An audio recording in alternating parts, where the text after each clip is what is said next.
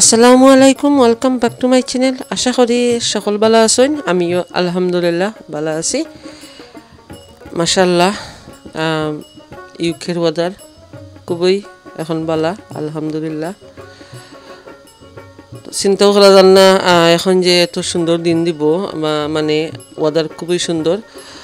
তো আমি আবারও আমার সেরাগুলা, আমার যেগুলো আমি সেরা করছি, লাউ উড়ি সবগুলার সেরা কিন্তু আবারও আমি রোদের মাঝে রোদ খাবাইরাম। আর আজকে আমি আপনারা লোকে শেয়ার করবো চাউ চাউ গাছ আমি রোপণ করবো আমার গার্ডেনের মাটিতে।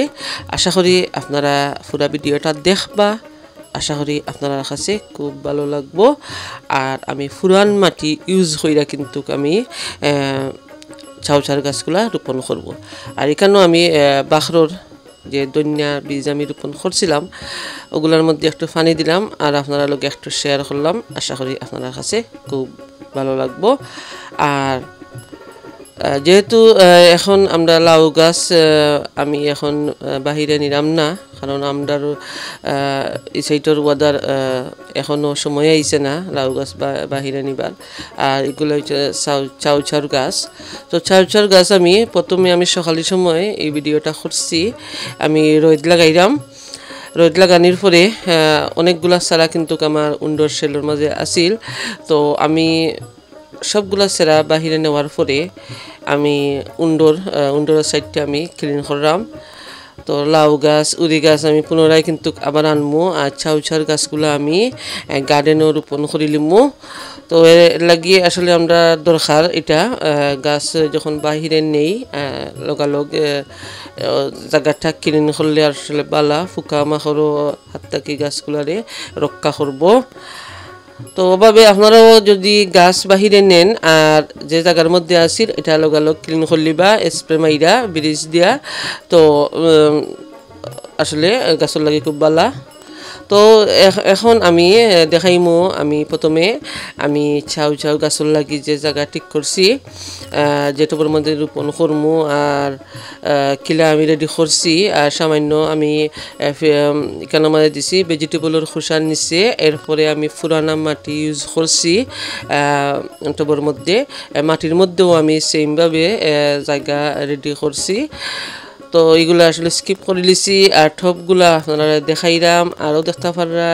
আর এখানোর মাঝে আমি নিছি পুরানা মাটি হাফ আর নয়া মাটি নিছি হাফ, আর এগ শেল দিছি, ফিশ ব্লাড বোন দিছি, আর চিকেন মিনু দিছি, এগ শেল, দাইসা পাতা এগুলা দিয়া ভালো করে মিক্স করছি। আর দেখতে পারছেন যে এগুলো সবগুলা কিন্তু পুরানা মাটি যে সাইডে দিয়ে আমি রাখছি। তো ওখান থেকে আমি হাফ করে দিছি, হাফ পুরানা মাটি আর হাফ নয়া মাটি দিয়া মিক্স করিয়া আমি টপটা রেডি করে লিমু। রেডি করার পরে পানি দেওয়া কিন্তু জরুরি, যেহেতু এখন মেঘ বৃষ্টিও না, তো পানি দিলে আসলে মাটিটা আরও অ্যাডজাস্ট করবো। আর এই টপটা আমি এক সপ্তাহ মিনিমাম 2 সপ্তাহ আগে আমি রেডি করছি, আর আসলে শেয়ার করা হয়েছে না। তো বেশি আগে রেডি করলে আসলে মাটিটা আরও সেট হয়, গাছের লাগে খুবই ভালো। তো যারা সময় হয় ওলা করবা রেডি। তো আমি 2 সপ্তাহ আগে রেডি করছি। আর বেশি আগে কি রেডি করলে মাটিগুলো আরও সেট হয়, গাছের লাগিও ভালো। মাটি রেডি করার পরে তো পানি দেওয়া আসলে খুবই জরুরি। আর আমি ওই জায়গার মধ্যে আমি চিন্তা করছি যে আমি 2টা গাছ, আমার 3টা গাছ চাউ চাউ গাছ, আমি 2টা গাছ আমি রোপণ করবো ওই জায়গার মধ্যে। আর আমি চাইনিজ কুমড়ার গাছটাও ওখানে মাঝে রোপণ করবো। আর যেহেতু এটা এক জাতর কোনো অসুবিধা হইতো নাই, এখানেও আমি মনে করি এখানেও রোপণ করলে ভালো হইব। আর একটা গাছ আমি টবের মধ্যে রোপণ করবো।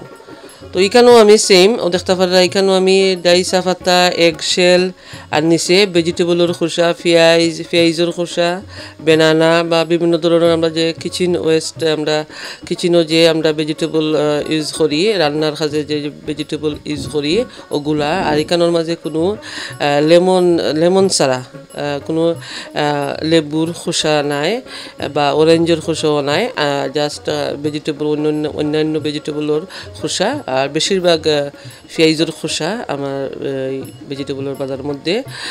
তো আমি জায়গা রেডি করার পরে দেখতে পারা আমি আস্তে আস্তে আমার গাছগুলা রোপণ করলাম। তো আপনারাও চাইবা আপনারা গাছগুলোও গার্ডেনও আস্তে আস্তে রোপণ করে লিবা। বাংলালার গাছ এখনও সময় হয়েছে না, যেহেতু আমরার এরিয়া রাতে কিন্তু ঠান্ডা পড়ে। কয়েকদিন আসলে খুবই রাতের ওয়েদার আসলে খুবই বালা দের, তারপরেও বাংলালার সেটা এখনও রোপণ করলাম না, আরও কয়েকদিন অপেক্ষা করবো। মেয়ের মধ্যে কিন্তু মেয়ের মিডলও আমি ইনশাল্লাহ রোপণ করবো। মাটি রেডি করতে আসলে একটু হার্ড, কিন্তু গাছ রোপণ করতে খুবই ভালো লাগে, খুব এনজয় করা যায়, মানে খুব আলাদা একটা অনুভূতি। যারা গার্ডেনিং বালা ফাইন গার্ডেনও গাছ লাগাইতে বালা ফাইন, আমার কিন্তু খুবই ভালো লাগে। আমি কিন্তু শখে বসত আমি গার্ডেনিং করি, মানে খুবই আনন্দ লাগে।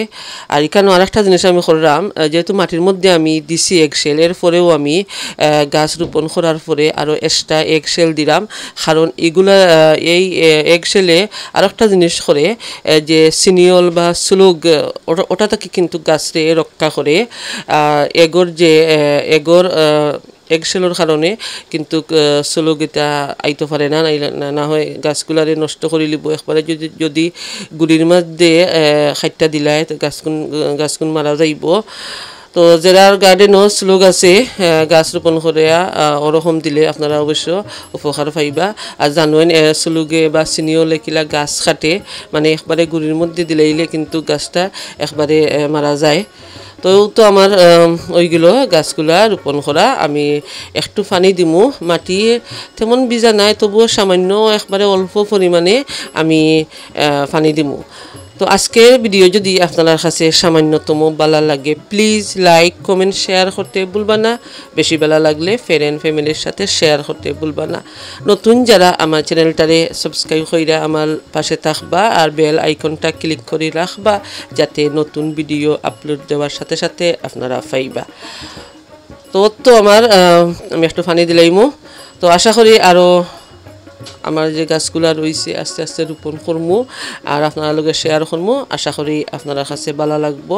আর আমার ভিডিও দেখে অনেক সুন্দর সুন্দর কমেন্ট করেন, তো আসলে খুব ভালো লাগে আর উৎসাহ জাগে আরও ভিডিও বানানোর লাগি।